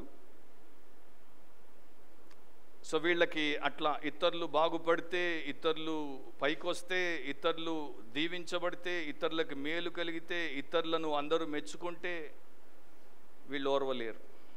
నెక్స్ట్ బ్లాస్ఫీమియా అంటే దేవదూషణయు. సో దాంట్లో దేవుణ్ణి అవమానంగా దూషించినప్పుడు, దేవుడికి వ్యతిరేకంగా మాట్లాడితే, దేవుడి మీద అగౌరవముగా పదజాలముతో దాడి చేయుట, అది దేవుణ్ణి అవమానము పరచుట. లేకపోతే దాన్నే మనం మనుషులకు వ్యతిరేకంగా చేస్తే దాన్ని స్లాండర్ అంటారు, మనుషులను మనము దూషించుట. అహంభావమును, గర్వం. ఇది అహంభావమును అంటే అందరికన్నా తనను పైన చూపించుకొనుట, నేనే అందరికన్నా గొప్ప అని ఎంచుకొనుట. అండ్ ఇది చాలామందికి ఉంటుంది, అండ్ వారికి ఉన్నట్టు కూడా తెలియదు. దీన్ని ఫిలాసఫర్స్ అనేవారు the peak of all the vices. అన్ని దుర్గుణాలకు అది శిఖరం, ఎవరెస్ట్ అన్నమాట ఇది. సో గర్వం ఉన్నవాడు నేనే ఎవరెస్ట్ అనుకుంటాడు. అవివేకమును, చివరిది అవివేకమును. మనము అవివేకం అంటే వివేకము లేకపోవుట అనుకుంటాం, కానీ ఆఫ్రోసూనే అనేటువంటి గ్రీకు పదానికి లిటరల్గా బుర్రలేనివాడు, తెలివి లేనివాడు అని కాదు. వీడికి నైతిక వివేకము లేదు, మారల్ ఫాలీ అంటే వీడు నైతికంగా మూర్ఖుడు. వీడు దేవుడిని తిరస్కరించేటువంటి దురహంకారి. సో ఆ ప్రకారము ప్రతి విధమైనటువంటి, ఇక్కడ యేసుప్రభు చెప్పేశాడు, ప్రతి విధమైన చెడు, అపవిత్రత, కలంకము, లేకపోతే దుష్టత్వము, చెడుతనం అంతా కూడా మనిషి యొక్క హృదయములో నుండి వస్తున్నాయి, ఆహారము వలన కానే కాదు. బైబిల్ కామెంటేటర్ మాథ్యూ హెన్రీ ఇట్లా రాశాడు, ill thinking is put first and unthinking is put last. చెడు తలంపులు, దురాలోచనలు మొదట పెట్టాడు ప్రభు, అండ్ ఆలోచన లేనటువంటి దుర్గుణాన్ని చివర పెట్టాడు ప్రభు. సో ఇంకా దాని గురించి చెప్పాలంటే, sin begins with evil thoughts and ends in foolishness. పాపం ఎప్పుడు దురాలోచనలతో మొదలవుతుంది అండ్ మూర్ఖత్వములో ముగిసిపోతుంది. అండ్ ఇప్పుడు మీరు చెప్పండి, యేసుప్రభు ఏం చెప్తున్నాడు మనకి? ఎక్కడ ఉంది అపవిత్రత? మేరే దిల్ మే, తేరే దిల్ మే, మీ హృదయంలో, నా హృదయంలో. సో ఈ హృదయమే చెడిపోయింది కనుక మన తలంపులు చెడిపోతున్నాయి, మన చూపులు చెడిపోతున్నాయి, మాటలు చెడిపోతున్నాయి, క్రియలు చెడిపోతున్నాయి, ఉద్దేశాలు చెడిపోతున్నాయి, కోరికలు చెడిపోతున్నాయి. Sin not food makes us impure. అందుకనే జీసస్ ఒక రెవల్యూషనరీ రాడికల్. రియల్ హోలీనెస్, నిజమైన పరిశుద్ధత, నిజమైన పవిత్రత అనేది బయట నుండి మనకు కలుగదు, లోపల నుండే కలుగాలి. అంటే ఇప్పుడు సమస్య ఏంటంటే లోపల మన హృదయం చెడిపోయింది, అది బాగవుతేనే కానీ మనం పవిత్రపరచబడం. మా నాన్న చిన్నప్పుడు మమ్మల్ని అన్ని పుణ్యక్షేత్రాలకు తిప్పాడు, ఎన్నో చోట్లకు పోయాం, ఎన్నో చేశాం, కానీ ఎప్పుడు నాకు మరి ఆ యొక్క ఫీలింగ్ రాలేదు నేను దేవుణ్ణి కలిశాను అని. కానీ ఎప్పుడైతే నేను రక్షించబడ్డానో, యేసుక్రీస్తు రక్తంలో కడుగబడ్డానో, అప్పుడు నాకు ఆ ఫీలింగ్ వచ్చింది. ఎందుకంటే ఆ రిలేషన్షిప్ అనేది రియల్గా ఉంది కనుక. హృదయ శుద్ధి గలవారు ధన్యులు, వారు దేవుని చూచెదరని యేసుప్రభు చెప్పాడు. సో హృదయము శుద్ధి మనము చేసుకోలేము, మతము చెయ్యదు, మంచి చెయ్యదు, ఇంకొకటి చెయ్యదు, దాన్ని దేవుడే చెయ్యాలి. సో దాన్ని మొదట దేవుడు రక్షించాలి, తర్వాత దేవుడు దాన్ని రూపాంతరపరుస్తూ ఉండాలి. మన హృదయము నేను నిన్న రక్షించబడ్డాను కనుక అయిపోయింది, నేను రేపటి నుండి వచ్చే ఎన్నో సంవత్సరాలు పరిశుద్ధంగా బతుకుతాను అనడానికి ఏమీ అవకాశం లేదు. ఆయన మనల్ని ఫస్ట్ సేవ్ చేశాడు, తర్వాత హీ షుడ్ కంటిన్యూస్లీ శాంక్టిఫై, మనల్ని క్లీన్ చేస్తూనే ఉండాలి. రోజు తినే ముందు చేతులు కడుక్కుంటారు కదా, రోజు మనల్ని మనం కడుక్కుంటూనే ఉండాలి. దీనికి హృదయానికి మురికి తొందరగా ఎక్కువగా పడుతుంది, పేరుకుపోతుంది, అని తీయడం కష్టం. సో రక్షించబడి ఆ ప్రకారం అవ్వడం మంచిది. ఒక 11 సంవత్సరాల చిన్న పిల్లవాడు, వాడు క్రిస్టియన్ అయ్యాను అనుకున్నాడు అండ్ క్రిస్టియన్గా బ్రతకడానికి చాలా కష్టపడుతున్నాడు. ఒకరోజు వాడి అక్క ఇంట్లో వెనక్కి పెరట్లోకి వెళ్ళారు. వాళ్ళ అమ్మ అక్కడ పెరట్లో ఉన్నటువంటి కొన్ని పొటాటోస్ని తీసుకొని రమ్మంటే ఇద్దరు పోయారు. అక్కకి సహాయం చేస్తున్నాడు. అక్క పొటాటోస్ని తీసి పైన ఉన్నటువంటి ఆ చెక్కు తీసేసి క్లీన్ చేసి అమ్మ కోసం వంట కోసం పెడుతున్నప్పుడు మధ్యలో ఒకటి కోస్తే పెద్ద పొటాటోని తెల్లగా ఉంది, పైన మధ్యలో కోస్తే మధ్యలో అంతా కూడా నల్లగా పుచ్చిపోయి ఉంది. వెంటనే పిల్లవాడు, 11 సంవత్సరాల పిల్లవాడు అక్కతో అనేశాడు, don't you see it has a bad heart, that potato is not a Christian. దానికి చెడ్డ హృదయం ఉంది, ఆ పొటాటో క్రిస్టియన్ కాదు. సో ఎవరికైతే చెడ్డ హృదయం ఉందో వారు క్రిస్టియన్ కారు. సో ఇప్పుడు మీరు క్రిస్టియనో కారో చూసుకోండి. నేను క్రిస్టియన్ ఫ్యామిలీలో పుట్టా, క్రిస్టియన్ అయిపోతే ఆటోమేటిక్గా అవ్వరు. నేను క్రిస్టియన్ చర్చ్కి వెళ్ళా, అవ్వరు. సో మనకి సువార్త ఎందుకంటే మనము క్రొత్త జన్మలోనికి రావాలి, క్రొత్త జన్మ ఎత్తాలి, క్రొత్త హృదయాన్ని దేవుడు ఇవ్వాలి, నూతన సృష్టిగా చేయబడాలి. అది యేసుక్రీస్తు ద్వారానే సాధ్యం, లేకపోతే సాధ్యము కాదు. సో అందుకని యేసుప్రభు లోకానికి వచ్చాడు, సిలువలో వ్రేలాడాడు, రక్తము చిందించి చనిపోయి సమాధి చేయబడి తిరిగి లేచాడు. Human beings hearts must be cured of sin. మనిషి హృదయము పాపము నుండి అది స్వస్థత పొందాలి, యేసు మాత్రమే చేయగలడు. తలంచండి. తర్వాత మిమ్మల్ని మీరు పరీక్ష చేసుకోండి. మీరు క్రిస్టియన్ అయి ఉండొచ్చు, మీరు బిలీవర్ అయి ఉండొచ్చు, మీరు సేవ చేస్తూ ఉండొచ్చు, మీరు ఎవరైనా అయి ఉండొచ్చు, కానీ మీ హృదయం ఎట్లా ఉంది? పవిత్రంగా ఉంటే మీ జీవితం అంతా కూడా పవిత్రముగా ఉంటుంది, లేకపోతే ఉండదు. మీరు 3 గంటలు మోకాళ్ళ మీద ప్రార్థన చేసినంత మాత్రాన, 30 అధ్యాయాలు బైబిల్ చదివినంత మాత్రాన, 3 లక్షలు కానుకేసినంత మాత్రాన బయటివేవి మిమ్మల్ని పవిత్రపరచవు. మీ హృదయము పవిత్రమైతే మీరు పవిత్రంగా ఎంచబడతారు, జీవిస్తారు. ప్రేమగల మా తండ్రి, ఈ ఉదయము మీ వాక్యమును బట్టి మీ కృతజ్ఞతలు. మీ వాక్యము ద్వారా మాతో మీరు మాట్లాడారు. ఆ సత్యాన్ని మేము ఎదుర్కోవడానికి, దాన్ని మేము మా జీవితానికి అన్వయించుకొని, మమ్మల్ని మేము తగ్గించుకొని, మా పాపములు ఒప్పుకొని విడిచిపెట్టి క్షమించబడి శుద్ధి చేయబడ్డానికి, రక్షణ లేని వారు క్రీస్తు యేసు అను విమోచకుడి యందు విశ్వాసం ఉంచి రక్షించబడ్డానికి, రక్షింపబడిన ప్రతి ఒక్కరూ క్రీస్తు యేసు కృప ద్వారా రూపాంతరము చెందడానికి సహాయము చేయమని యేసు పరిశుద్ధ నామమును అడిగి ప్రార్థిస్తున్నాం తండ్రి. ఆమెన్.